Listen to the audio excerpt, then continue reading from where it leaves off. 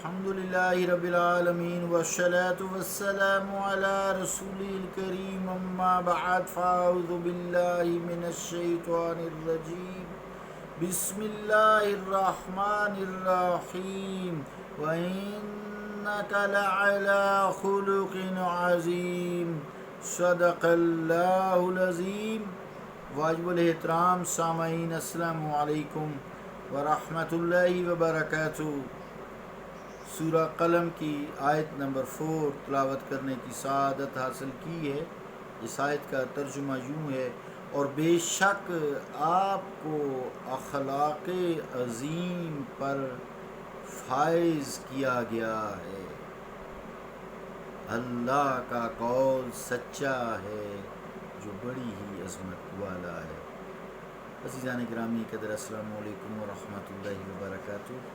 اس آیت کے حوالے سے آپ کے جو اخلاق کریمانہ ہیں ان میں شجاعت کا تذکرہ چل رہا تھا.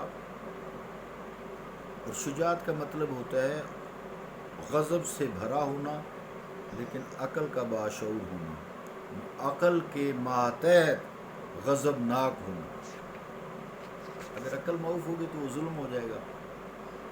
تو نبی کریم علیہ السلام صرف اللہ تعالیٰ کے لیے غضبناک ہوتے تھے، غصہ میں آ جاتے تھے، صرف اللہ تعالیٰ کے لیے. صرف کیوں؟ جہاں کسی نے اللہ تعالیٰ کی کسی حد کو توڑ دیا، اس کے کسی فرمان کی نافرمانی کی، سرتابی کی، سرکشی کی، تو حضور علیہ السلام کا غصہ و جلال یہ دیکھنے والا ہوتا تھا. اس کے علاوہ بڑے بڑے اشتعال انگیز حالات میں بھی حضور علیہ السلام کو غصہ نہیں آتا تھا.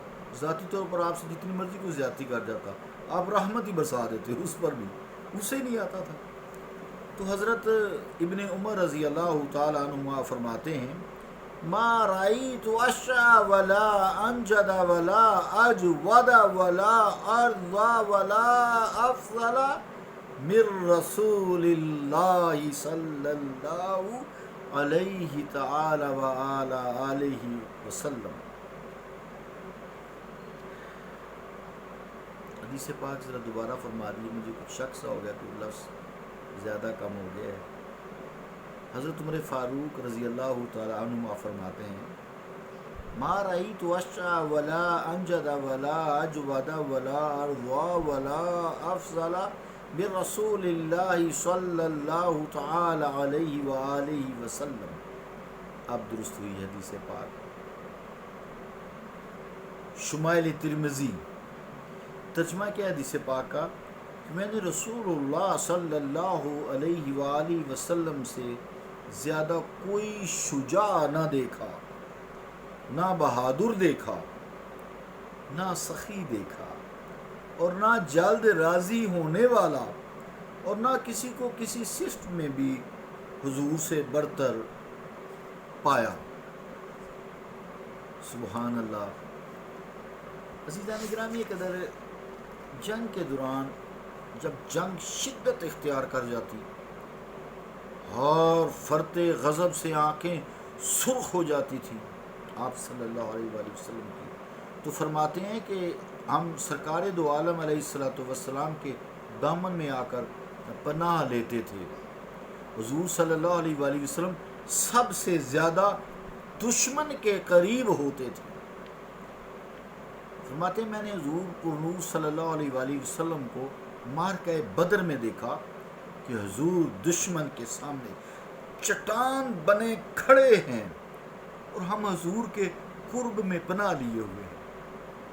اس روز حضور علیہ السلام کی قوت و صولت بے مثال و بے نظیر تھی. ہم اس کو شجاع کہا کرتے تھے جو حضور علیہ السلام کے زیادہ قریب ہوا کرتا. زینی دہلان السیرۃ النبویہ جلد 3 صفحہ 257، الشفاء جلد نمبر 1 صفحہ الشفاء جلد نمبر 1 صفحہ 151، سبل الہدیٰ جلد 7 صفحہ 78. یہ ریفرنس ہے. عزیزان گرامی قدر، جتنے بہادر اور شجاع لوگ گزرے ہیں ان میں سے ہر ایک کا قدم کبھی نہ کبھی پھسلا ہے، صرف حضور علیہ الصلوۃ والسلام کی ذات گرامی ہے جو ہر میدان میں، ہر مشکل گھڑی میں، ہر قسم کے خطرات کا سامنا کرتی تھی، خطرناک حالات میں بھی ثابت قدم رہتے تھے۔ حضرت انس رضی اللہ تعالی عنہ سے مروی ہے کہ نبی مکرم علیہ الصلوۃ والسلام تمام لوگوں سے زیادہ حسین، سخی اور زیادہ بہادر تھے۔ ایک رات فرماتے ہیں اچانک مدینہ کے کسی سمت سے شور اٹھا، اہل مدینہ گھبرا کر اٹھ گئے، جس طرف سے آواز آئی تھی اس طرف روانہ ہو گئے تاکہ معلوم کریں کہ یہ آواز کہاں سے آئی ہے اور کس کی ہے۔ جب اہل مدینہ اس آواز کی تحقیق کے لیے نکلے، کوئی پیادہ کوئی سوار جا رہے تھے، تو وہ کیا دیکھتے ہیں کہ ان کا آقا اور مولا مصطفیٰ کریم رحمت اللہ علیہ علیہ الصلوۃ والسلام اس آواز کی تحقیق کے بعد مدینہ شریف واپس لوٹ رہے ہیں۔ حضور ابو طلحہ کے گھوڑے پر سوار ہیں، اس کی پشت ننگی ہے، اس پر کوئی زین نہیں تھی، تلوار حضور علیہ الصلوۃ والسلام کے گلے میں حوائل تھی۔ فرماتے ہیں حضور علیہ الصلوۃ والسلام نے ہمیں دیکھا تو فرمایا لن تراؤ، مت گھبراؤ، مت گھبراؤ، میں ساری بات کی تحقیق کر کے آ رہا ہوں، کوئی خطرے کی بات نہیں ہے۔ ابو طلحہ رضی اللہ تعالیٰ عنہ کا گھوڑا اپنی سست رفتاری کی وجہ سے بڑا مشہور تھا۔ حضور صلی اللہ علیہ وسلم نے اس پہ کیا سواری کی کہ برکت اتنی ہوئی کہ اتنا وہ تیز ہو گیا کہ کوئی گھوڑا اب اس کا مقابلہ ہی نہیں کرتا تھا آپ کی سواری کی برکت سے۔ سرور عالم صلی اللہ تعالیٰ علیہ وآلہ وسلم نے واپس آ کر فرمایا وجدناہ بحرا، وجدناہ بحرا، گھوڑے نے فرمایا کہ ہم نے اس گھوڑے کو سمندر کی طرح پایا۔ حضرت عمران بن حسین رضی اللہ تعالیٰ عنہ کہتے ہیں کہ جب کبھی کفار کے لشکر سے ہماری ٹکر ہوئی، حضور علیہ الصلوۃ والسلام سب سے پہلے ان پر وار کیا کرتے تھے۔ عزیزان گرامی قدر، غزوہ احد کے موقع پر کسی نے ابی بن خلف کو دیکھا، وہ پوچھ رہا تھا کم بخت این محمد، کہ محمد صلی اللہ علیہ وسلم کہاں ہے؟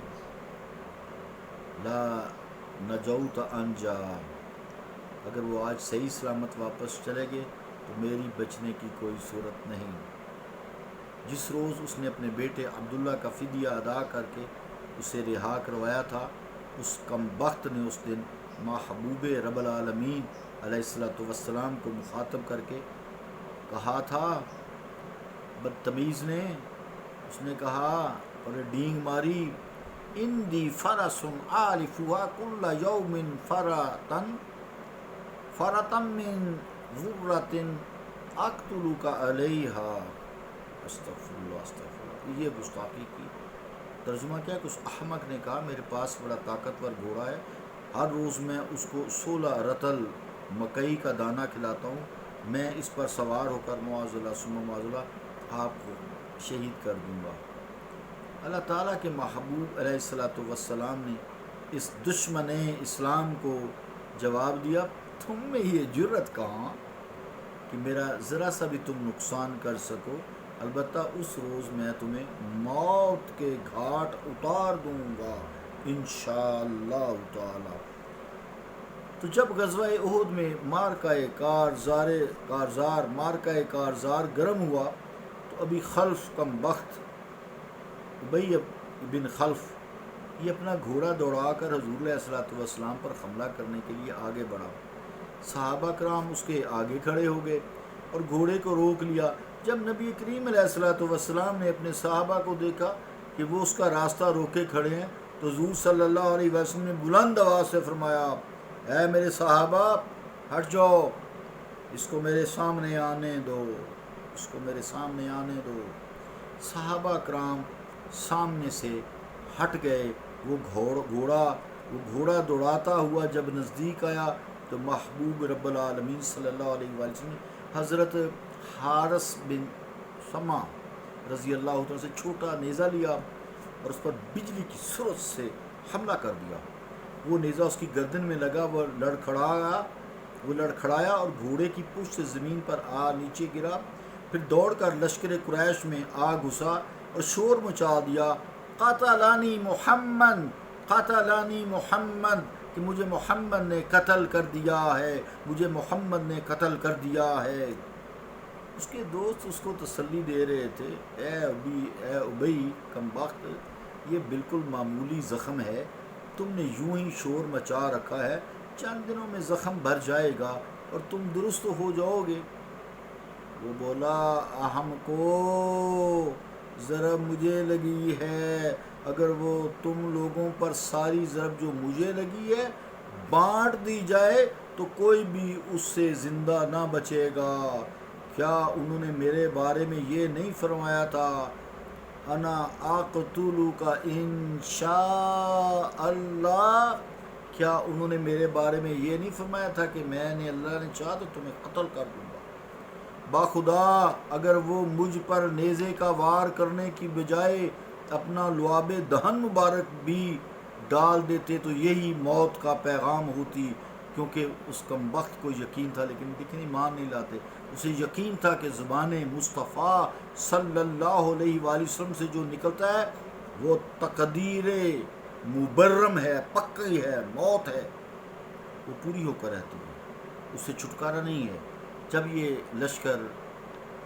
لشکر کفار احد سے خائب و خاصر ہو کر مکہ کے لیے روانہ ہوا، اسراف کے مقام پر پہنچا تو ابی نے دم توڑ دیا۔